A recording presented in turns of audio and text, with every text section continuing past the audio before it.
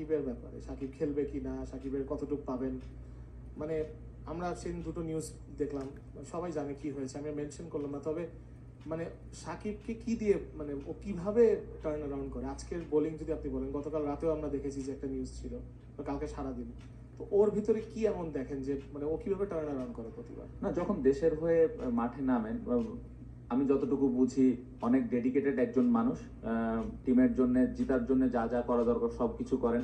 সবকিছুর personal life একদিকে একদম সরাই দিয়ে টিমের জন্য কিভাবে আমি ভালো করতে পারি ওই জায়গায় ফোকাস করা, টিমকে আমি কিভাবে হেল্প করতে পারি, আরেকটা জুনিয়র প্লেয়ারকে কিভাবে হেল্প করতে পারি।